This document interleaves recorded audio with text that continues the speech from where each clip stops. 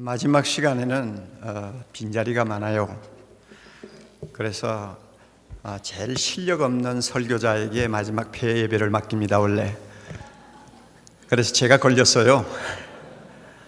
그런데 생각보다는 여러분 많이 남아 계시네요. 많이 계시고 또 끝까지 하나님의 은혜를 사모하는 모습을 볼 때 정말 제 마음이 또 감격을 다시 한번 느낍니다. 원래 하나님의 은혜는 마지막에 임하는 것 같아요. 그렇죠?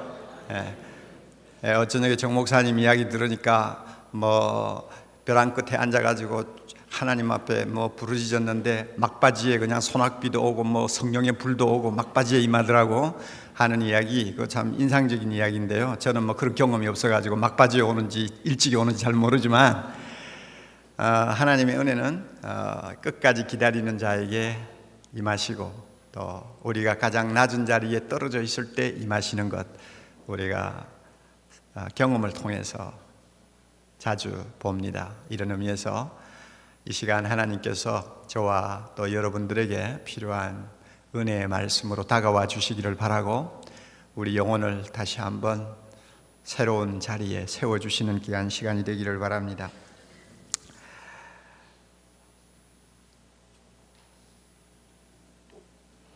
이재철 목사님이 그 강의를 하시면서 우리는 항상 변화되어야 되겠지만은 변질은 되어서는 안 된다 하는 아주 짤막한 이야기를 한마디 하고 넘어가는 것을 저는 인상 깊게 들었습니다. 성령의 창조적인 사역에 의해서 우리는 날마다 변화되어야 합니다. 왜냐하면 그리스도를 닮아가기 위한 성화의 과정에 있기 때문에 우리는 한시도 쉬지 않고 주님을 닮아가는 변화를 맛보게 되어 있고, 또 시대를 통해서 하나님께서 요구하시는 뜻이 있고 또한 일이 있습니다.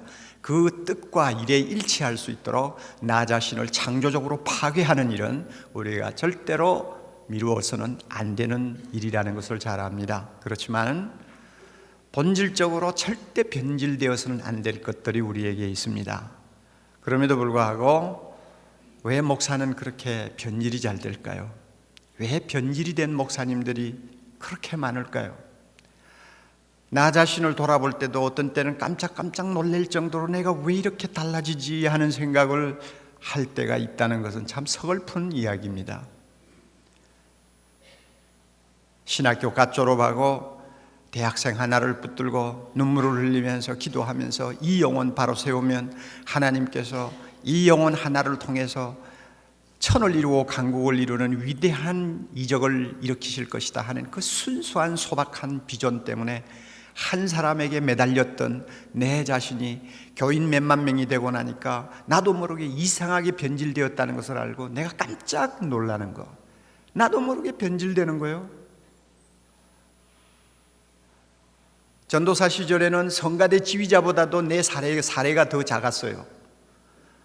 그것 때문에 집사람이 참 어떤 때는 마음의 고통을 하는 모습을 제가 보았는데 그것도 까맣게 잊어버렸어요. 그런데 며칠 전에 그저 좀 쉬는 사이에 옛날 일기장을 하나 끄집어내서 읽어보았더니 사례비를 정했는데 성가대 지휘자보다도 전도사 사례비가 적은 것 때문에 집사람이 쏘가리를 하고 있는 이야기가 잠깐 나오더라고요. 그래서 그런 때도 있었구나 생각을 했는데, 그 당시에는 사례비가 얼마냐에 대해서 신경도 쓸 줄 몰랐고 그런 것에 마음이 끌리지도 않았고, 단순히 주님이 나에게 시키신 일을 위해서는 거지가 되어도 좋고 남에게 욕을 먹어도 좋고 주님 앞에 최선을 다하면 된다, 주님 알아주시면 된다 하는 그 일념 가지고 뛰었던 때가 있는데, 지금은 그때와는 좀 많이 달라졌구나 하는 것을 저 자신이 느끼는 거예요.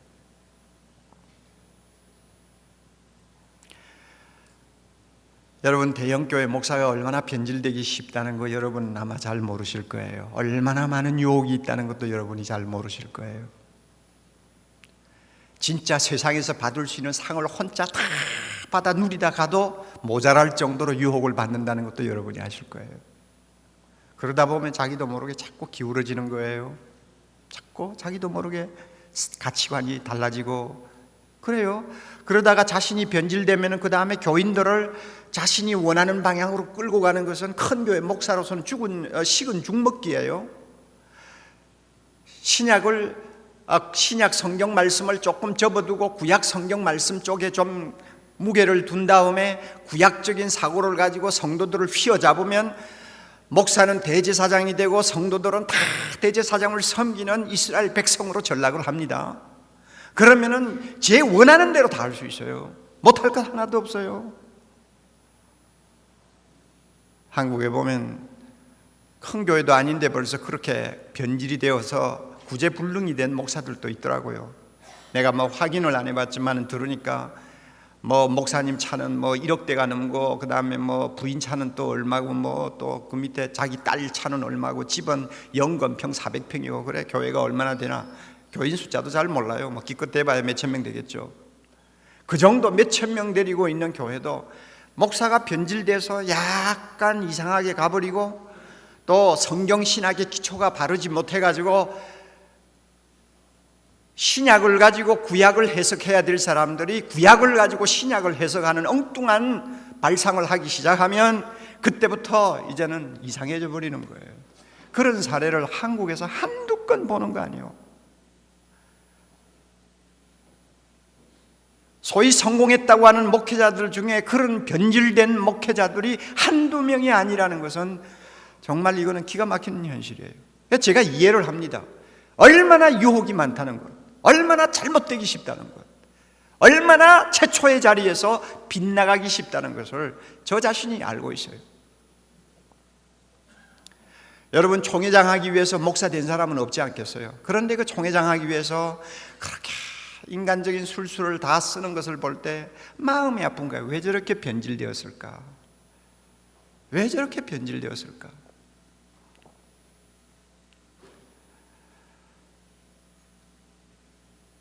양떼들이 영적으로 갈급해서 정신을 못 차리고 허우적거리는 거 아나 그냥 모른 채 하고는 날마다 정치판에 뛰어들어서 일주일 내내 돌아다니면서 할 필요도 없는 일들을 하면서 시간 다 보내고, 주일날 돌아가서는 그저 적당히 설교해서 그저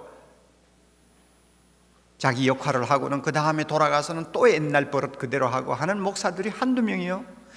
그 사람들이 신학교 갈 때는 그런 마음을 가지고 가진 않았을 거예요. 그 사람들이 목사 안수 받을 때는 그들의 초심이 그렇게 엉망이었지는 않을 거라고요. 그런데 어쩌다가 언제부터 저렇게 변질되었느냐 하는 이야기입니다.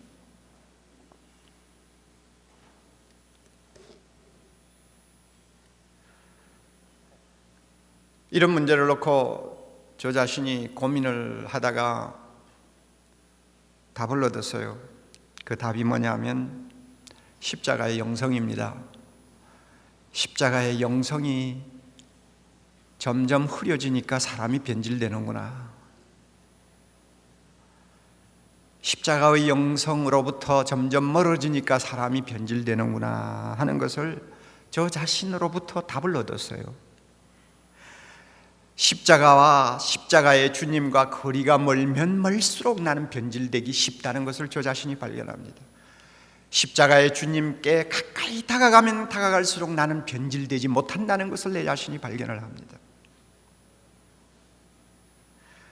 삶의 질이 나아지면서 오늘 우리 주변에는 십자가의 영성과 거리가 먼 많은 이야기들이 마두가 난무하고 있습니다. 십자가의 주님보다는 부활의 주님 쪽으로 강조를 더 두는 것이 기독교적이라고 외치는 사람들도 있습니다. 한국 교회는 그동안 너무 십자가에 매달려 있었기 때문에 상당히 신앙이 부정적이다 하는 그런 혹독한 비판을 하는 사람도 있습니다. 한국 교회가 십자가를 강조하는 것은 성경적이라기보다는 시대적인 상황, 너무나 고난에 고난을 점철하면서 역경의 길을 걸어왔기 때문에 부활보다는 십자가 쪽으로 더 매력을 느꼈기 때문에 오늘 한국교회 기독교가 이런 성향으로 빠졌다고 분석을 하는 사람들도 있습니다. 그러므로 지금은 부활의 주님으로 주님에게 우리의 눈을 돌려야 된다고 말을 합니다. 그래서 부활의 주님은 승리의 주님입니다. 부활의 주님은 모든 것을 가능케 하시는 주님입니다. 부활의 주님은 건강과 번영의 기독교를 가르쳐주는 주님이라고 외칩니다. 그래서 많은 분들이 그런 면에 관심을 가지려고 애를 씁니다. 따라서 교회 안에도 어두운 이야기는 듣기 싫어합니다. 현실의 문제를 짚고 넘어가려고 하지를 않습니다. 가급적이면 피하려고 합니다. 그리고 설교를 해도 성도들에게 듣기 좋은 이야기를 하려고 목회자는 고민을 합니다. 그리고 좋은 이야기를 통해서 얼굴이 환해지고 목사님 은혜 받았습니다 하면 그 사람이 봐도 은혜 받은 줄로 착각을 하는 때가 참 많이 있습니다. 근본적으로 수술해야 될 부분은 하나도 손을 대지를 않습니다. 주님이 탄식하는 부분에 대해서는 가급적이면 눈을 감으려고 합니다. 부활의 주님 안에서는 모든 것이 해결되었는데 무엇 때문에 지금 그런 것을 가지고 문제 삼느냐 하는 이야기입니다. 이것이 100% 틀렸다는 이야기 아닙니다. 부활의 주님 우리는 찬양합니다. 그분 안에는 모든 것이 다 이루어졌습니다. 그분에게는 불가능이 없습니다. 그러므로 기독교는 항상 희망의 종교입니다. 미래의 종교입니다. 완성의 종교입니다. 능력의 종교입니다. 그것을 절대 부인하지 않습니다. 그러나 무엇이 문제입니까? 십자가가 없는 부활은 부활이 아니라는 사실을 깜빡깜빡 잊어버리는 게 문제라는 거예요.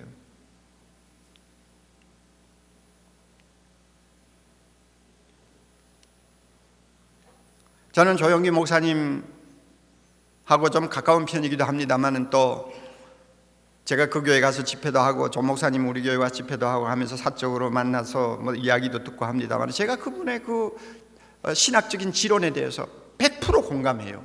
100% 공감한다고요? 1950년대 여러분 얼마나 이 나라가 가난했다는 것은 자타가 다 아는 일 아닙니까? 그런데 기성교회는 가난한 자에 대해서 그렇게 관심을 기울이지 않았어요.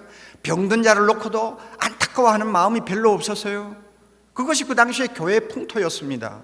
그럴 때 이 가난한 사람들을 살리기 위해서, 이 병든 사람에게 소망을 주기 위해서 하나님의 말씀을 가지고 씨름하다가 결국은 믿는 자에게 능치 못하심이 없느니라, 그 말씀 들고 나와서 믿으면 부자 됩니다, 믿으면 병 낫습니다 하는 메시지를 던진 것, 저 절대 잘못됐다고 말하지 않습니다. 그것은 그 시대를 읽는, 또 그 시대에 필요한 메시지입니다. 그래서 지금 30년, 40년이 지나고 나서 기독교가 기복신앙을 앞세우는 좀 변질된 모습을 우리가 보기는 봅니다만 그런 부작용이 좀 있다고 할지라도 그것이 잘못된 것은 아닙니다. 그러면 무엇이 문제냐? 그것이 전부인 것처럼 이야기할 때는 우리가 크게 잘못될 수 있고 하나님의 말씀에서 벗어날 수 있다는 것입니다. 요즘에 성공을 많이 논하는 기독교 안에 인사들, 적극적인 사고를 많이 논하고 또 행복의 중요성, 개인이 또 인생을 즐겨야 하는 문제를 놓고 이야기 많이 하는 분들 한번 가보세요. 그것이 다 우리에게는 중요한 요소들입니다만은 한 가지 결여되는 것을 우리는 금방 느낍니다. 십자가가 빠져요. 십자가를 건너뛰어요. 이런 경향들이 목사를 자기도 모르게 변질시켜 버리는 것입니다.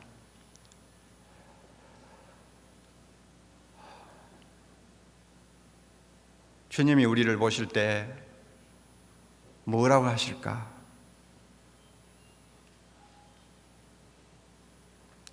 사도 바울을 우리가 가만히 연구해 보면요, 사도 바울의 신학은 십자가 신학입니다. 이것은 아무도 부인 못할 것입니다. 우리 생각에는 부활 신학일 것 같은데 부활 신학이 아닙니다. 그는 십자가 신학입니다.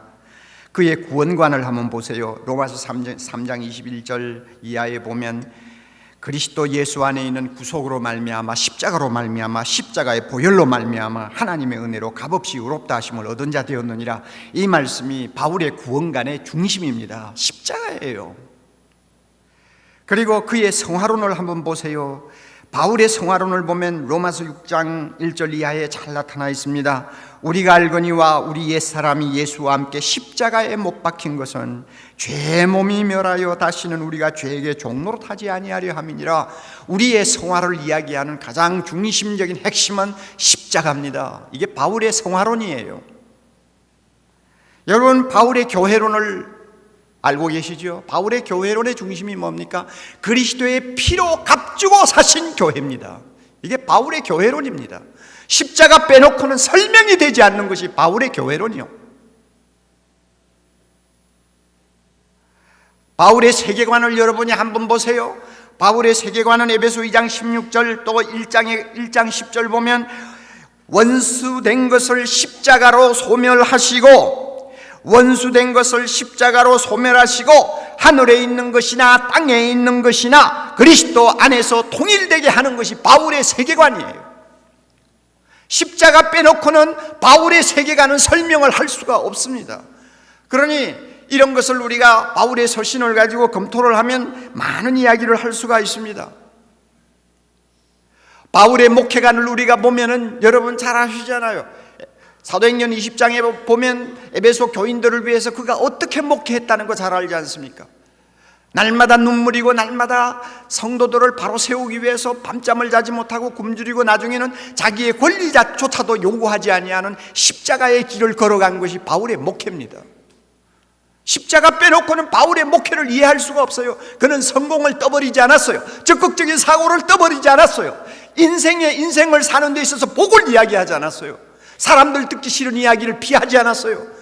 좋은 이야기든 나쁜 이야기든 교인들에게 유익하다고 하면 공적으로나 사적으로나 그는 말하는 것을 절대로 꺼리지 않았다는 것이 바울의 중심이에요. 이게 뭐냐면 바울의 목회관의 중심에 십자가가 있다는 이야기입니다. 그렇기 때문에 바울은 변질되지를 않았습니다. 그 목이 날아갈 때까지 그는 변질되지 않았어요. 십자가와 가까이 있었기 때문에 그렇습니다. 바울의 이와 같은 십자가 신학은 바로 십자가 영성으로 이어졌습니다.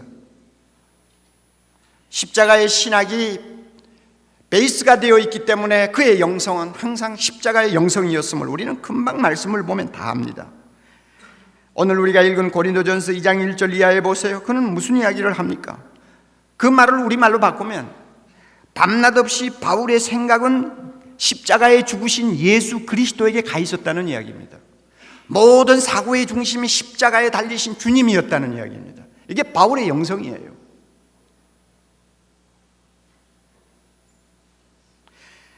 빌립보 2장 5절 이하에 보면 바울의 영성은 십자가의 영성임을 압니다. 하나님과 본체이지만은 하나님과 동등됨을 다 거부하시고 자기를 비워 종의 자리까지 내려오신 주님, 그래서 십자가를 지시고 복종하신 주님, 그분이 바울의 영성의 중심이었어요. 그 주님의 마음을 가지는 것이 바울의 영성이었어요. 자기를 철저히 비우는 것, 그리고 낮아지는 것, 그래서 끝까지 하나님에게 복종하고자 하는 이것이 바울의 영성의 중심이었는데 그게 뭡니까? 십자가였어요.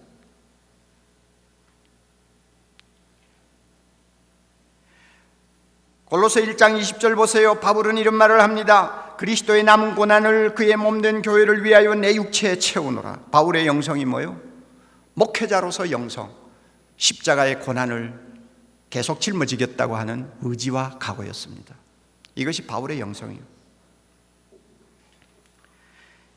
이와 같이 십자가의 영성은 철저히 자기를 낮추는 것이요, 철저히 자기를 십자가에 못 박아 죽이는 것이요, 철저히 그 앞에서 희생하는 것이 십자가의 영성이었는데 바울은 바로 이 영성을 가지고 그는 한평생 하나님 앞에 충성하다가 갔습니다.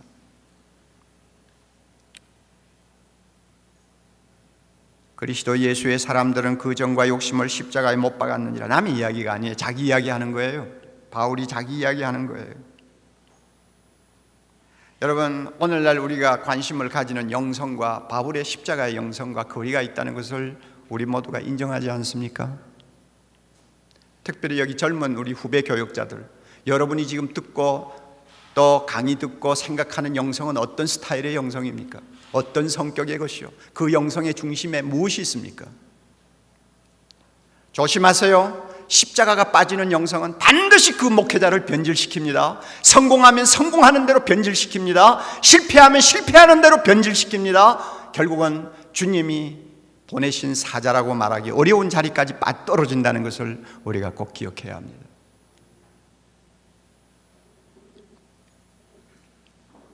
저는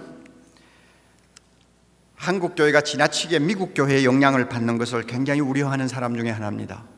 그리고 한국교회 목회자들이 지나치게 미국교회 목회자들의 정신적 또 신학적 또 사상적 가치관의 영향을 받는다는 것에 대해서 상당히 우려를 하고 있습니다.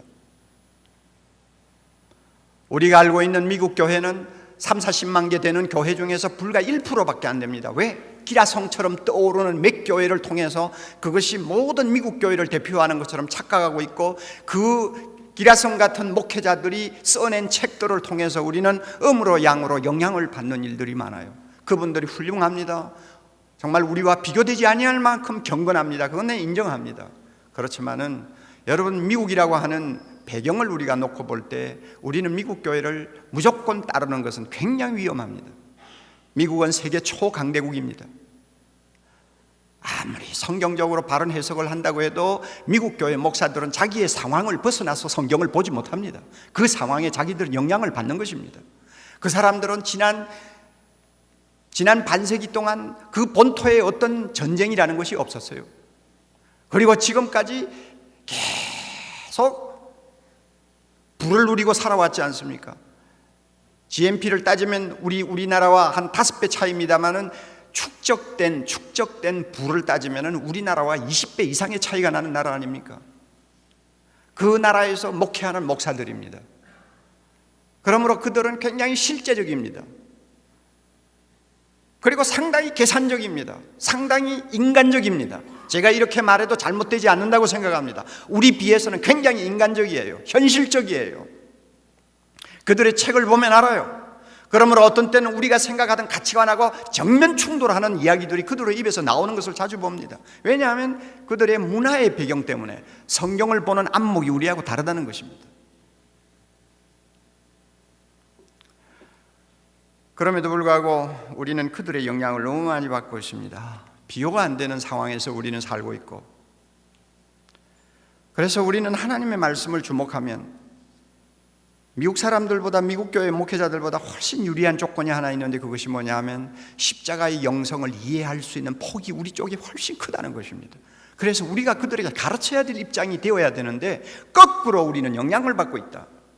그래서 5만 가지 프로그램, 5만 가지만 좀 좋다 하면 전부 다 끌어다가 한국 시장판에서 장사하는 세상이 되어버렸다 그 말이에요. 그러니까 우리가 비판 없이 정확하게 분석하지 않고 받아들이면 온갖 잘못된 것을 오염되어 버릴 위험이 있는 것이 오늘날 우리의 현실이요, 우리의 사고입니다. 우리는 말씀을 주목해야 합니다. 우리가 미국 교회 목사들을 가르쳐야 됩니다. 왜냐하면 성경이 말하는 진짜 영성은 십자가의 영성이기 때문에 그 영성은 고난이 무언가를 아는 우리를 통해서 그들이 배워야 돼요. 한국 교회를 통해서 미국 교회가 배워야 돼요. 저는 이용도 목사님에 대해서 젊었을 때도 관심을 조금 가졌습니다만은 최근에 이제 감리교에서 그를 복권시키고 나서 이제 그에게 대한 책을 좀 읽어보았습니다. 그는 신비주의자입니다. 그러나 그 사람의 짧은 33년의 생애 마지막에 가서 약간 좀 너무 교계로부터 반발을 받으니까 조금 참 아쉬운 부분이 있는 행동을 한 것은 사실입니다만 그분의 중심은 정확합니다. 한국이 낳은 탁월한 신학자입니다. 탁월한 목회자입니다. 부흥가입니다. 그래서 우리는 그분에 대해서 연구한 자료들을 좀 검토할 필요가 있어요. 비록 시대는 그때와 지금이 너무나 다르지만은 십자가를 이해하는 부분에 있어서는 그분에게 배워야 할 것이 참 많다고 생각을 합니다. 우리는 너무 깊지를 못해요. 그래서 그분의 글을 읽는 중에 그분이 그 당시에 세계를 제패하고 권력을 휘두르던 구라파 교회에 대해서 이런 말을 쓴 것을 보았습니다.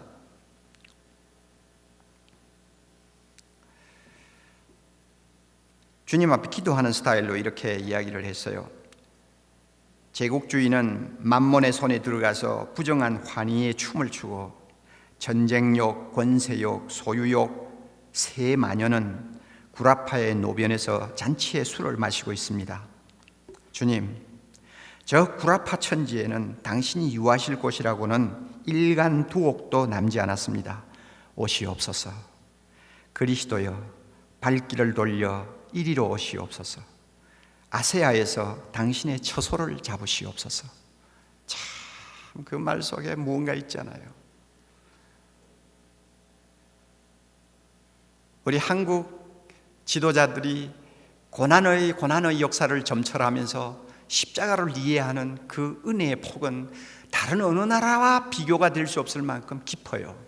그 대표가 바로 이영도 목사예요. 주님이 유럽에 거처할 곳이 없습니다. 요즘 말로 말하면 미국에는 주님이 거처할 곳이 하나도 없습니다. 오시옵소서, 한국으로 오시옵소서. 그만큼 그는 뭔가 긍지를 가지고 있었어요. 그런데 오늘날 우리는 영성에 있어서 이 긍지마저도 다 잊어버리고 살고 있지 않나? 뭔가 너무나 싸구려 기독교를 우리는 선호하고 있지 않는가?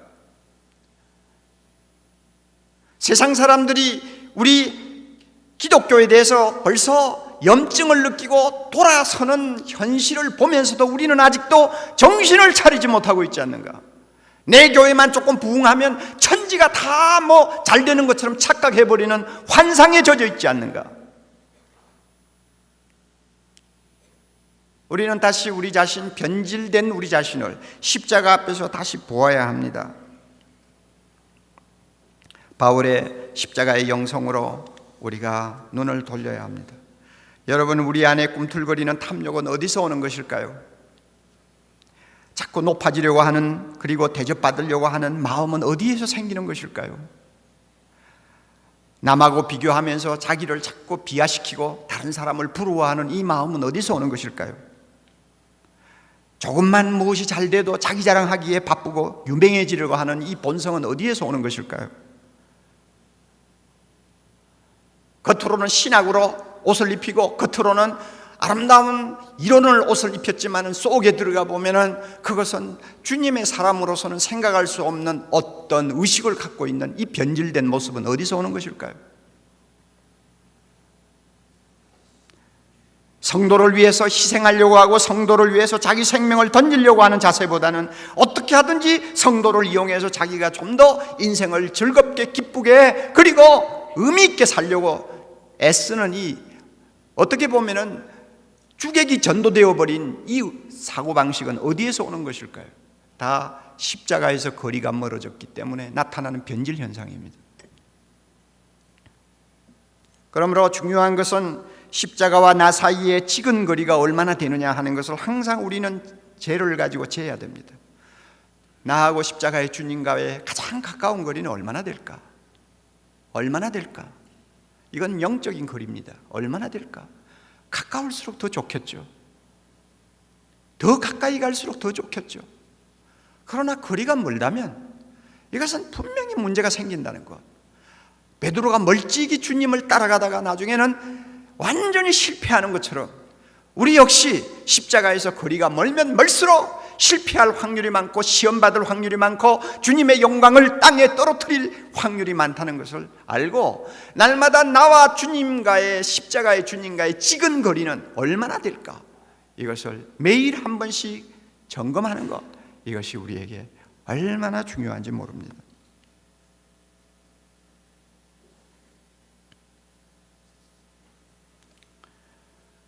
주님은 훗날에 우리를 만났을 때 너 믿음이 얼마나 좋았느냐 이거 따지지 않는 거 성경 보시면 알잖아요. 기도 얼마나 했느냐 그거 따지는 거 아닌 거 아시잖아요. 주님이 보시는 관점이 다르다는 것을 아시잖아요, 여러분. 예? 주님은 십자가를 지고 가시면서 나를 따르라고 그랬어요. 십자가의 주님을 따르라고 그랬지 부활의 주님을 따르라고 그러지 않았어요. 십자가를 앞에 놓고 걸어가면서 나를 따르는 자는 자기를 부인하고 자기 십자가를 지고 나를 쫓을 것이니라고 말했습니다. 십자가의 길을 따라오라고 그랬지 다른 길 따라오라고 그랬잖아요. 그럼에도 불구하고 우리는 십자가와 거리가 점점 멀어지는 안타까움을 자주 느낍니다. 그러므로 두 가지 현실적인 실천사항이 있어요. 두 가지를 꼭 실천할 수 있기를 바랍니다. 저도 그렇고 여러분도 그렇고. 교회 갱신을 하자고 하는 정신이 어디 있습니까? 무엇이 교갱입니까? 나는 이제 교갱협이 일하다가요 어떤 면에는 좀 한계에 부딪힌 것 같아요. 끝이 없어요. 현실적으로 문제되는 걸 가지고 실험을 하자니까 결국 내 옷이 전부 더러워지는 것을 봅니다. 실험을 할 수가 없어요. 점점 나이가 젊어질수록 사람들은 더 악랄해지는 것을 봅니다. 옛날에 목사들 정치하는 사람들 그렇게 악랄하지 않았어요. 순진한 데가 있었어요. 그러나 지금 40대 50대 초반의 목사들 얼마나 나락나락 얼마나 대단한지 몰라요. 상대를 할 수가 없어요. 점점 어두움이 우리 주변을 덮는 것 같은 안타까움이에요. 저 사람들이 신학교 갈 때는 저러려고 가지를 않았었는데 어쩌다가 저렇게 변질이 되어버렸나 하고 생각하면 가슴이 아프단 말이에요. 그래서 나도 모르게 요즘에는 눈을 감고 기도하다가는 어떤 목사 이름을 들고 나도 모르게 기도하게 돼요. 너무 안타까워서요. 그런데 그 사람들 일일이 데리고 싸워야 갱신이 됩니까? 할 수 없는 거 아니에요. 그런데 갱신하자고 모인 우리 목회자들도 저 자신부터 시작해서 뭔가 나사가 하나 빠진 것 같은 답답함을 느낄 때가 많아요.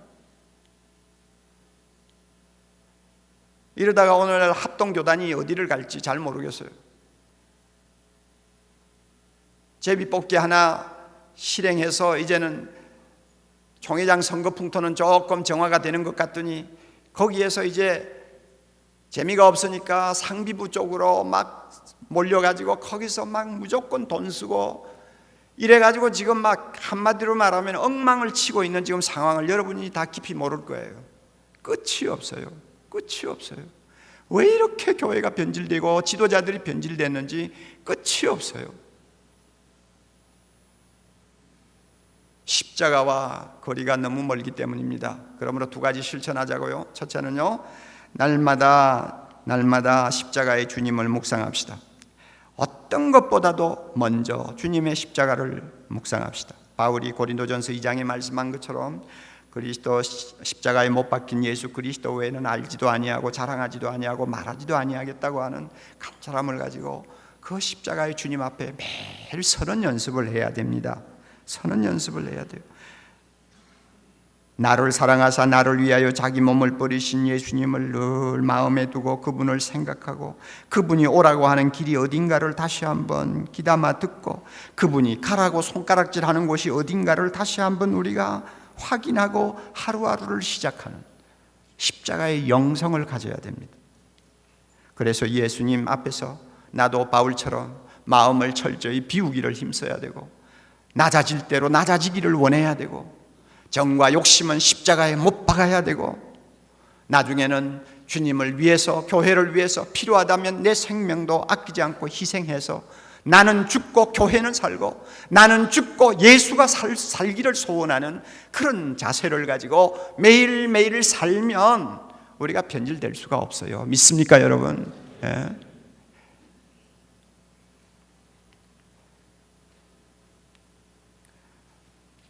제가 찬송가 중에서 크로스비 찬송을 참 제일 좋아합니다. 페니 크로스비 찬송을 좋아하는데 그분의 찬송가 중에서 이 십자가를 날마다 가까이 하기를 간절히 바라면서 부르는 찬송가가 몇 개 있죠. 십자가로 가까이 Jesus keep me near the cross라고 하는 이런 찬송, 십자가로 가까이 나를 인도하옵소서. 가까이. 왜 그런 찬송을 이 거룩한 시인이 계속 이야기합니까? 왜 자꾸 십자가에 가까이 인도해달라고 이야기를 합니까? 우리가 그 사실을 깊이 우리가 주목해야 됩니다. 그리고 219장 같은 주의 음성을 내가 들으니 우리나라 가사는 참 번역이 정말 잘못됐어요.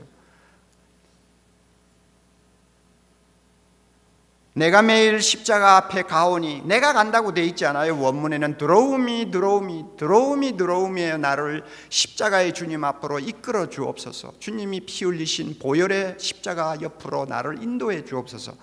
가사가 그런데 우리나라 가사는 엉뚱하게 거꾸로 지금 번역이 돼 있어요. 그런데 이런 참 경건한 시인이 왜 날마다 주님 앞에 기도하기를 나를 들어오미 to the cross, 왜 십자가 앞으로 자꾸 인도해 달라고 기도합니까? 그만큼 경건하면 됐지, 그만큼 주님 위해서 살면 됐지, 무엇 때문에 날마다 십자가 앞으로 더 가까이 인도해 달라고 기도합니까? 이유가 있어요. 그것이 하나님의 종으로서 예수님을 따라가는 데 있어서 생명이기 때문에 그렇습니다. 그 십자가의 주님을 묵상하지 아니하고 그분 앞에 가까이 다가가려고 하는 노력이 없이는 어떤 거룩한 것도 잘못되고 어떤 선한 것도 부패한다는 것, 이것을 우리가 여기에서 배우는 거예요.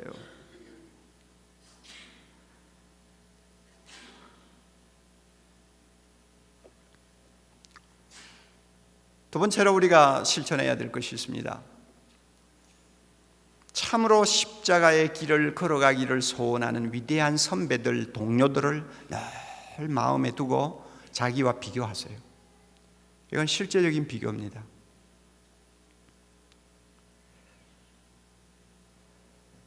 저는 중학교 때 부산에 있는 모 교회 집회에 참석을 했었는데, 그때 한부선 선교사님이라고 미국 정통 장로교회에서 파송받아서 일제시대부터 한국에서 선교를 하셨던 참 훌륭한 분이 계세요. 그분 가족이 나와서 특송을 하는 것을 지금도 저는 생생하게 기억을 하고 있어요. 그 특송의 그 특송한 찬송가는 이겁니다. 우리가 잘 아는 대로 주 달려 죽은 십자가 우리가 생각할 때에, 마지막 절은 마지막 절이 뭐죠? 온 세상 만물 가져도 주내 못다 갚겠네. 그 당시 가사는 특별한 사랑 받은 나 몸으로 재물 삼겠네. 그 선교사님 부부와 딸 둘, 아들 하나 그렇게 서서 찬송가를 부르는데, 왜 그 십자가의 찬송을 특별히 선택해서 불렀을까? 그 어린 나이에는 제가 미처 잘 몰랐어요. 그러나 제가 점점 나이가 들고 신학을 하면서 그때 그 아름다웠고 은혜스러웠던 장면을 마음에 떠올릴 때마다 이 선교사님은 매 십자가를 마음에 두고 살았구나. 그랬으니까 일제시대에 선교사들을 다 추방할 때도 이 선교사는 한국을 떠나지 않고 신사참배 반대하다가 평양 감옥에 갇혀서 옥살이를 했죠. 제가 웨스트민스터 신학교에 가서 공부를 할 때 그분이 은퇴하신 다음에 저를 찾아와서 같이 인사를 나눈 일도 있습니다. 옥중에도 갈 수 있었어요. 다른 선교사들과 달리 주님을 위해서 끝까지 자기를 희생할 줄 아는 아름다운 모습을 한국교회에 심어주었어요. 이런 위대한 선교사들, 세상적으로 말하면 한부선이가 누군지 아는 사람이 어디 있겠어요? 그러나 주님 앞에서는 너무나 아름다운 존재입니다. 그런 분들과 나를 비교하는 거예요. 자꾸 비교하면 내가 얼마나 잘못되어 있나 하는 것을 금방 깨달을 수가 있어요. 저는 지난번 일본 목회자 세미나를 이 서양관에서 했습니다. 제자훈련 세미나죠. 그래서 일본 목회자들이 40몇 명인가 왔는데요. 한 주간 세미나를 마치고 이제 우리 교회 주일날에 와서 설교하시는 목사님이 한 분 계셨는데, 기다니 신조 목사님이라는 분이에요. 그런데 그 부부가 이제 제 사무실에서 이런 이야기 저런 이야기를 나누는데, 제가 얼마나 마음으로 감동을 받고 또 부끄러웠는지 모릅니다. 여러분, 일본 목회가 얼마나 어렵다는 거 아시죠? 그런데 이 신조 목사님 사모님은 의사 딸이었습니다. 지금 나이가 전부 이제 60거에 넘어가는 나이들입니다. 의사 딸인데 자기가 그 가정에서 제일 먼저 예수 믿었대요. 자기 집안은 300년 불교 전통을 가진 집안입니다. 그런데 이 자매가 예수 믿고 나서 얼마나 참 정성을 다해서 가정의 구원을 위해 기도하고 노력했는지, 나중에는 자기 아버지가 예수 믿었어요. 그리고 자기 오빠가 예수 믿었어요. 자기 남동생이 예수 믿었어요. 그래서 3남매가 다 예수 믿었어요. 그런데 예수 믿고 나자 일본에서 가장 어려운 선택, 목사 되는 거 아니에요? 자기 오빠도 아버지처럼 의사 가는 길을 포기하고 목사 되어가지고 지금도 저 일본 시골에 그저 한 30-40명 데리고 목회하고 있고, 자기 남동생도 시골에 있는 교회에서 목회하는데 한 30-40명 하고 있고, 그 다음에 자기는 딸인데 목사에게 시집 갔어요. 그리고 지금 그 신조 목사님이 지금 목회하는 교회는 일동경이에요. 그 목사님이 그래요. 지방에서 목회를 하다가 한 50명 모이길래 몇 년 해가지고 50명 교회가 돼서, 야, 이거 참 할만하구나, 이럴 바에는 도시에 가서 한번 마음껏 복음을 전해보자 하고는 동경으로 옮겼는데, 옮긴 지가 여러 해 됐는데 목사님 잘 안 되네요 이러면서 웃어요. 얼마나 목회하기가 어렵습니까? 그럼에도 불구하고 정말 일본에서 쓰레기통 뒤지는 사람이 있다면 선교사하고 목사라는 말이 있을 정도로, 내버리는 가구를 주워다 가는 사람이 있으면 목사 아니면 선교사라는 말이 있을 정도로 정말로 일본은 산순교자적인 자세를 가지고 목회 안 하면 할 수 없는 그런 길을 의사의 아들, 딸들이 걸어간 거예요. 제가 그런 것을 놓고 저 자신하고 비교하는 거예요. 내가 저런 처지에 있었다면 정말 목사가 될까? 그리고 저렇게 행복한 모습을 가지고 교인 50명을 데리고도 주님 앞에 행복해 할까? 자꾸 비교해요. 여러분, 비교해야 돼요. 비교할 사람 저 주변에는 너무나 많아요.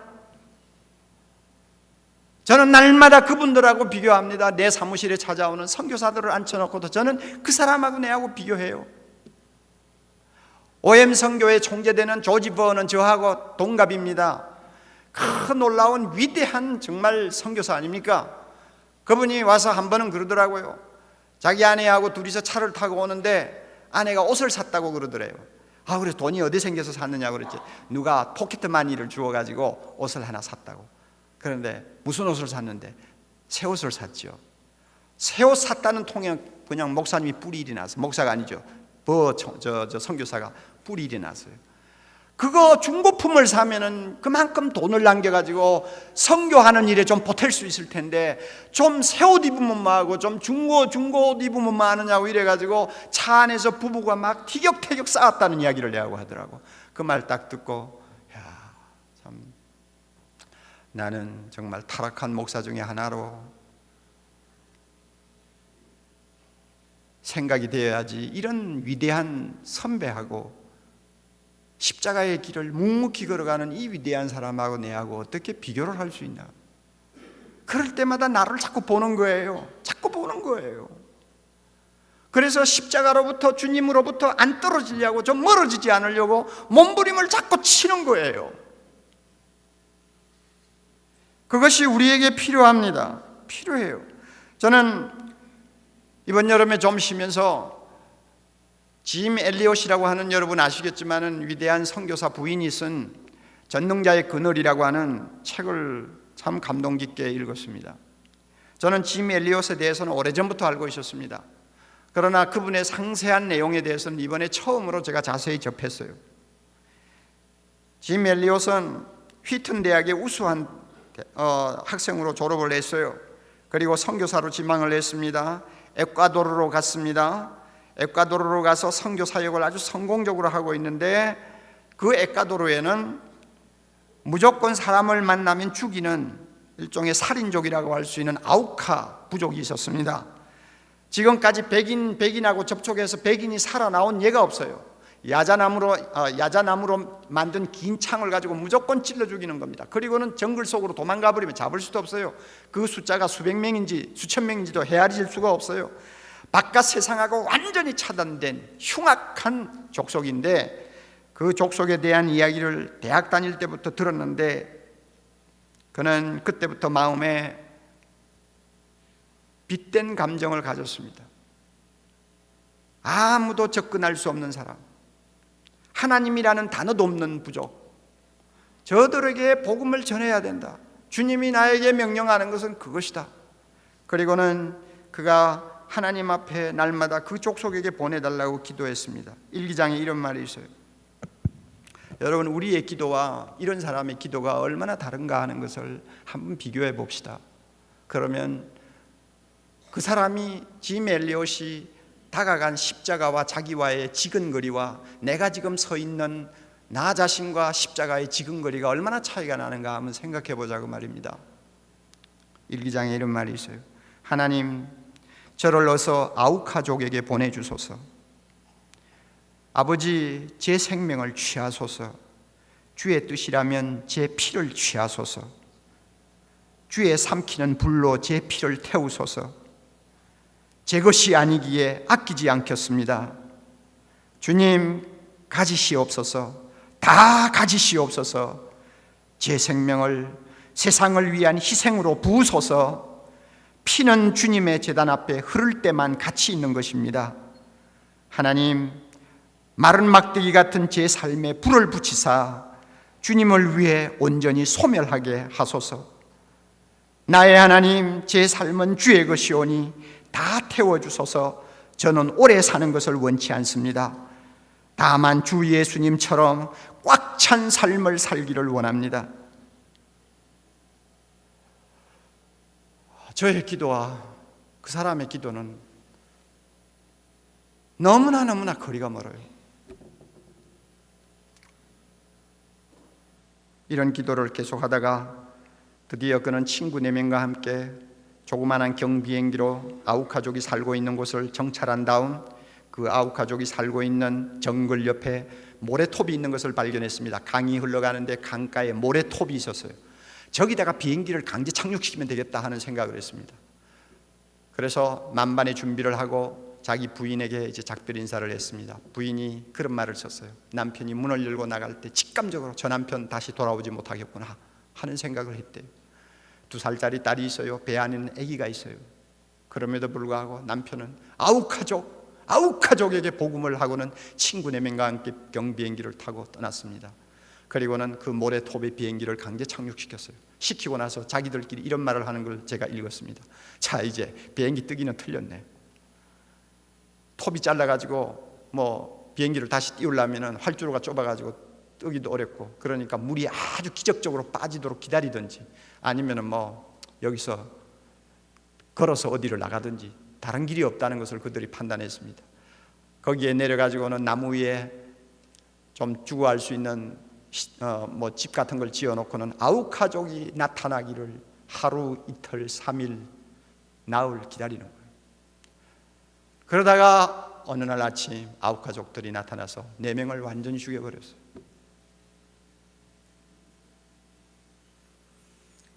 나중에 유복자로 남아있는 그분의 아들이 선교사가 되어가지고 아우카족을 위해서 선교사로 다시 사역을 시작한 것을 제가 읽은 일이 있습니다. 여러분은 지금 자기와 비교하는 대상이 누구예요? 사랑의 교회 옥목사입니까? 여러분은 누구를 비교하는 거예요? 큰 교회 가졌다고 해가지고 많은 사람에게 이런 그 이름이 오르내리는 어떤 사람입니까? 벌써 우리 자신이 누구와 나를 비교하느냐가 나 자신이 지금 제 위치에 서느냐 서지 않느냐 아주 중요한 문제를 해결하는 관건이에요. 십자가의 뒤를 가급적이면 가까이 따라가려고 몸부림치는 사람을 여러분 옆에 놓고 비교하세요. 그러면 자주 내가 얼마나 변질되었는가를 발견하게 될 것입니다. 내가 얼마나 속물이라는 것을 발견하게 될 것입니다. 그럴 때마다 정신 차리고 회개하고 주님의 십자가를 바라보고 두 손 들고 다시 방향을 바꾸어 주님 앞으로 달려가야 됩니다. 이렇게 해도 내가 건전하게 마지막까지 주님 앞에 칭찬받을 수 있도록 살까 말까인데 그것마저도 포기해버리고 우리가 되는 대로 생활한다면 나중에 여러분 주님 앞에 가서 도대체 무슨 면목으로 서겠어요?